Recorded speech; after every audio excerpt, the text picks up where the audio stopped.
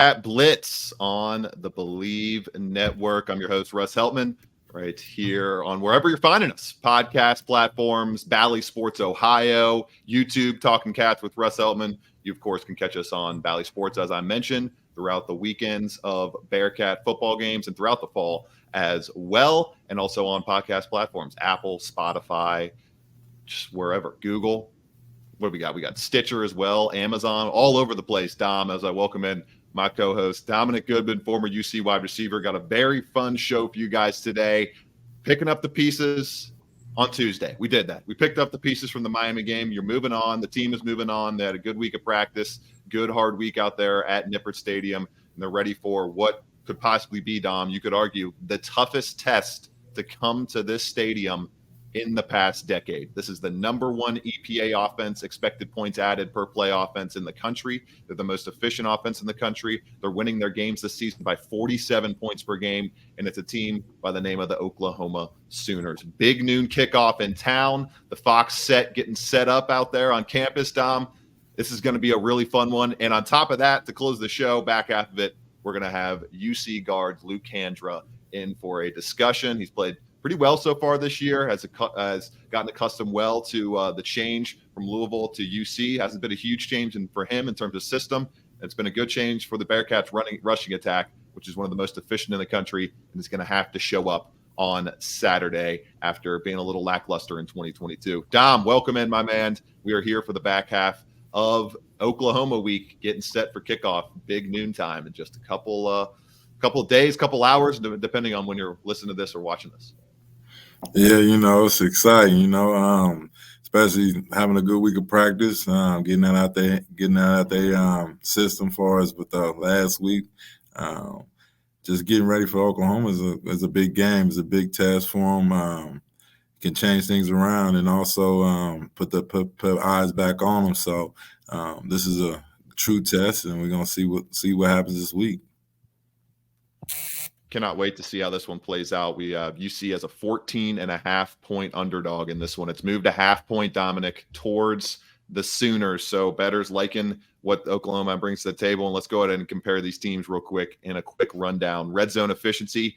That's what this game is ultimately going to come down to. I'll touch on that a little bit more in our big keys to the game, Dominic. But both of these teams defensively have had some issues in the red zone. And offensively, Oklahoma have been very efficient. UC so far this year has not obviously taken enough advantage of those touchdown opportunities. Defense rank on UC 115th in red zone efficiency. Oklahoma's offense 18th overall in red zone efficiency. Then when you look on the flip side of things here, the Oklahoma defense 128th in red zone efficiency, Dominic. That is something UC has to take advantage of despite owning the 72nd ranked red zone offense. 13th in first downs, 8th in rushing yards, 28th in yards per play, 59th in points. This UC offense has been very good so far this season, 26th in third down conversions. Dominic, it's going to be very interesting to see if UC can figure it out against a lackluster red zone defense in Oklahoma that sports one of the best linebackers in the entire conference, a guy who is definitely going to be someone UC needs to keep an eye on in linebacker. Danny Stutzman leads the conference in tackles, ranks third in tackles for loss, and has a sack already this season for the Sooners in 3 games. Yeah, especially with that red zone, especially what happened last week, I think they're going to clean stuff up and have a good game plan for this week in the red zone, because that's a real big thing. Get down there in the 20, getting 20 and in. This must have some points, a field goal or a touchdown, any of those things. And I think they're going to clean that up and have a good game plan for Oklahoma. The linebacker is just a guy I know they're going to have a game plan for, is just keeping them out the backfield, keeping them from getting pressure. And I think that to do those things, I think they will have the big advantage in the game or make it even, because Oklahoma, I mean, they're a scoring machine. They was like that when I played. So any chance UC can get with a turnover or 3 and out or any of that, is just important that UC comes down and capitalize on that. And I think that's the biggest key in the game, just capitalizing on the moments, just like how Miami did.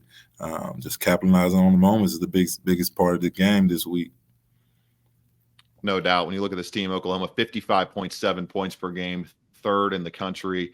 Dylan Gabriel, we went through his stats on Tuesday, almost 1,000 yards passing already this season, 11 touchdowns, I believe, just 2 or 3 interceptions. The dude's been absolutely fantastic for Oklahoma. And that kind of gets us into our keys for the game. I touched on the red zone aspect. I feel like that had to lead the show. And it's something that Coach Satterfield, they were kind of just pretty blunt about it in the Tuesday press conferences. And he was saying it just comes down to it's ultimately on me, the coaching staff. It's on the play calling.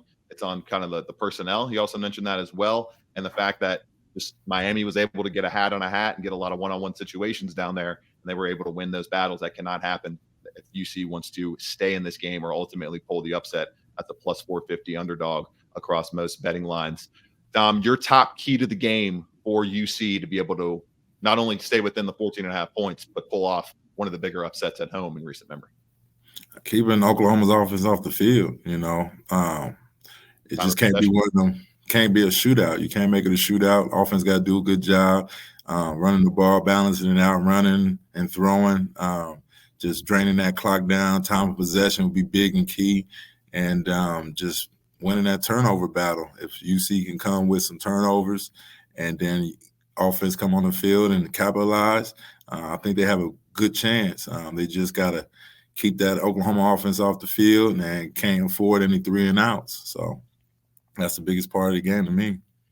I like it. And the piggyback on that point there from Dominic, the fact that you have this team in Oklahoma, one of the fastest tempo teams in the country. Dylan Gabriel, so used to that tempo from his time playing at UCF. Taj Ward, UC safety, veteran safety, touched on that in his media availability yesterday. And this team in Oklahoma, very, very good. 37th nationally in FBS plays per game, 72.7, and 10th in yards per play. You can't let them rack up a bunch of chances out there. And then in terms of Cincinnati, they bring a good strength in that aspect to this game when you think about the fact that they are able to control the ball. They have time of possession this season, Dominic, of 34 minutes per game, tied for 5th nationally. That's very good to see. So maybe that can be a way, as you mentioned, keep that offense off the field, slow this game down a little bit, and take advantage of some lessened possessions and get some more variance in that way for UC to be able to pull off the upset. Get to our predictions here in just a moment, and then we'll welcome in UC guard Luke Kandra on Bearcat Blitz. I'm your host, Russ Eltman, and this is Dominic Goodman, of course, my co-host with me alongside on the show. My biggest key is, can UC secondary turn it around? This is the number 1 EPA offense in the country versus the number 102 number 1 EPA per pass offense in the country versus the number 102 EPA per pass defense in the country. It's largely going to come down to that for me. Can Jordan Young, Justin Harris, whoever's out there on the outside, can that secondary be keyed in, be locked in, keep the communication sound, and play a really, really sound game to be able to slow down what is ultimately arguably the best passing offense and statistically, analytically, the best passing offense they'll see this season. Down game against Miami. Can you shore up those big plays? That's where it's going to come down to for me. Dominic, your prediction in this game before we take a quick break and then welcome in Luke. I just feel like it's one of those games that you can't, it's hard to predict because it's like with me, it's like I got to watch the first play, the first drive to really see how things are going to go because, football is all about momentum. So whoever has the momentum at the end of the half or the beginning of the game is most likely going to take over the game. So with me, I just feel like prediction-wise, if UC comes out strong, do the things they need to do to keep that offense off the field, I'm taking UC, let's go 35-32. And I think it's going to come down to a field goal. But if Oklahoma comes out swinging and they're not doing their job, it could be a long night. So I'm in between. Put it like that. I'm in between. 35-32. All right. I'm rolling. UC covers the spread here. I do think they keep it close, honestly. I think they bounce back. I think they get a nice little just perfect storm of outside noise and things surrounding them. But ultimately, Oklahoma is able to get it done. I got 33-30 Oklahoma in this one, a classic at Nippert Stadium. And the first time Oklahoma coming to Nippert Stadium, the last time they came to Cincinnati, obviously, right after you graduated, Dominic, in 2010. UC fell 31-29 at the hands of who was that? It was Landry Jones, I think, going all the way back then, and Ryan Broyles getting back in the old Wayback Machine. Welcome on, Luke Kandra. Welcome on, Luke Kandra. I'm Russ Heltman. He's Dominic Goodman, and we'll be right back on Bearcat Blitz. Now we welcome in everybody to the back half of Bearcat Blitz. Excited to have UC guard Luke Kandra in the fold here. We are welcoming him into the show. Luke, thank you so much for taking the time. I know, busy week, a lot of stuff going on. I'll start things off with just overall your thoughts on the O-line coming here, getting that starting position in the interior there, and just your thoughts on the overall impact of this group so far this season. The running game been very good, and you coming over from Louisville and helping make sure that running attack system gets implemented as smoothly as possible. Yeah, it's an honor being able to be a starter here, coming in from a different school, being with all the guys. But, yeah, I think me being with the coaches back in Louisville, I think it really helps me, the O-line, kind of in the spring and winter and summer. I was kind of like a student coach to help with all the guys learning the playbook, understanding how it still goes and stuff like that. And, it's just been an honor. Luke Kandra joining us, UC guard, looking to get the Bearcats' first win in the Big 12, opening up Big 12 play as an inaugural team this season. Cincinnati kid, went to Elder High School as well, so back home and ready to keep bringing wins to Nippert Stadium. Luke, when you talk about that impact of being able to teach guys, being able to help usher in the system, how much does that help you grow your game? How much has that helped you kind of, in your eyes, improve over the last 6-7 months as an interior lineman? It's been great, just trying to teach them, which makes me learn even more about, even the more advanced stuff that some people say that linemen really don't need, like, reading coverages more. That's one thing I always struggle with, but I think now I'm starting to get better understandings with all that, and just learn, kind of like teaching the centers and guards and tackles, all the kind of like the different looks and all that. And I think it really helped me out. UC right guard Luke Kandra joining us. Dom, all you, man. Ask away. Well, I got to ask. I'm a Cincinnati guy myself, and you're an Elder guy. Coran Elder has some history. Yeah. But how does it feel just being back, playing for your hometown? It's been awesome, really just a blessing. But, yeah, it's just being back home, just seeing all my friends and families, going back, like living 15 minutes away from my house, with everyone. It's just been awesome. I know you've been getting them home-cooked meals, man. I used to get those every weekend. Yeah. So, awesome. Luke, run game's been one of the best in the country so far. It's been a top 20 unit in terms of just analytically, just overall, any way you want to slice it. Corey Kiner obviously had a big year so far. Ryan Montgomery gets a big game last weekend. Emory goes over 100 yards rushing. This outside zone scheme, what has been just the biggest catalyst for it being implemented so quickly and so, I don't want to say ultimately as smooth as you guys want it, but pretty smooth in comparison to the rest of the country? Yeah, I think we're just using our being athletic and using our athleticism to run like some other like offense like gap and power, where you have to be really sound. But we really like with running backs like Corey, quarterback like Emory who can run, Ryan Montgomery, we can all run. So I think us being able to stretch it out kind of makes the defense kind of like skate a little bit side to side, and then without them knowing, we can just hit them deep for a pass or run inside zone. I think it's just all complements together. All right, well, talking about inside zone and power, what's your favorite run blocking scheme? I think it's outside zone, just because like I've been working on it for 4 years now, and I think I'm getting really good at it. So what's the hardest part of outside zone? What's the hardest thing to get down? I think it's just really just the first 3-4 steps, because you have to constantly rep it in order to, and what my offensive line coach said, you just got to run, and how you have to run, you have to be able to open up your hips and get your steps in before you really make contact. Gotcha. Makes a lot of sense.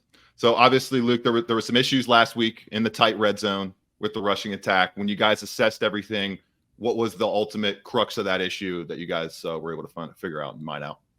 I think we just got to learn from it, honestly, and we just got to execute for what the plays are called, and I think it's just we just got to execute better.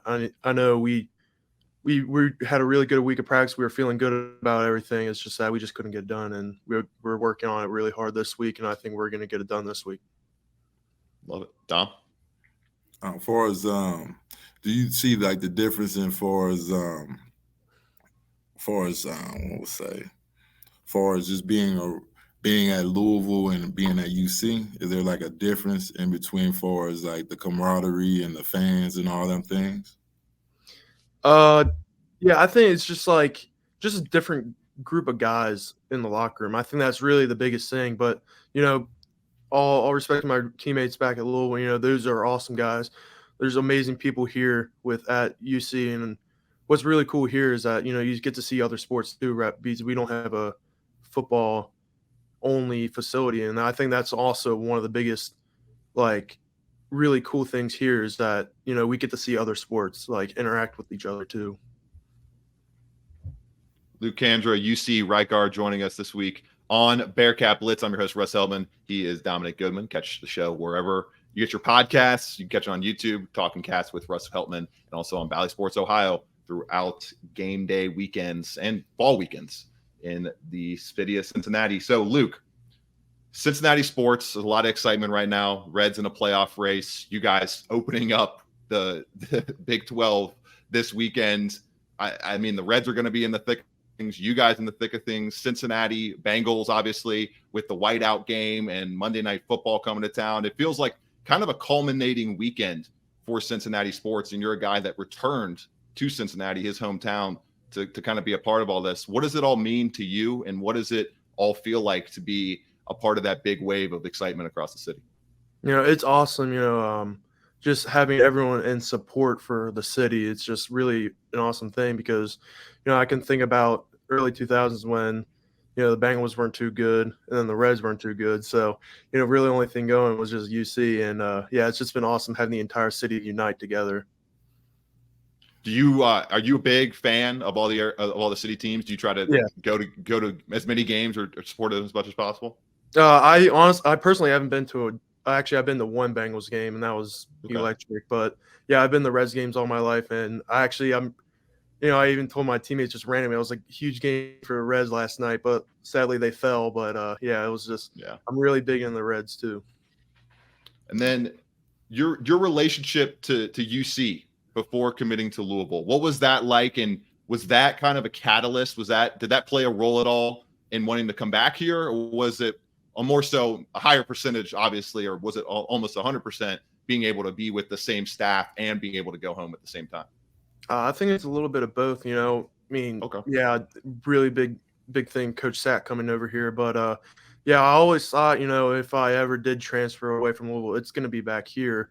I always had all the love with Coach Fick and his staff. It's just that I felt like coming out of high school, I felt like I kind of needed to get out of things and kind of mature more rather than just staying back at home. Gotcha. That makes a lot of sense. Yeah. Just kind of branch out a little bit to get in a different environment.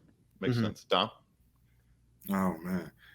Have you been able to check out Elder at all in high school games?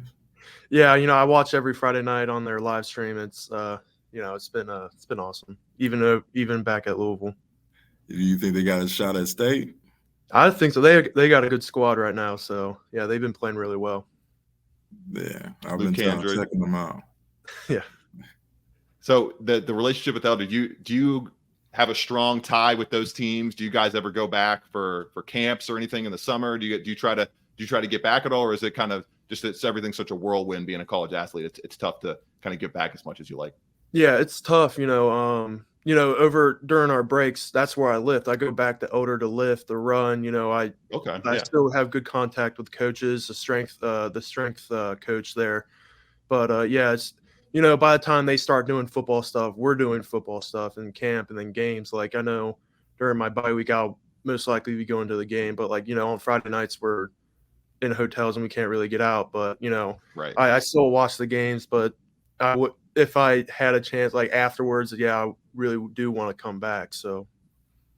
Love it. Love it. Luke Kandra, UC guard, joining us. One more question for Luke, and then Dom, if you got one more, ask away after this. But this game, Oklahoma coming to Nippert, an opponent like this, it hasn't happened very often, but it's about to happen consistently every single year for the foreseeable future as a Big 12 team.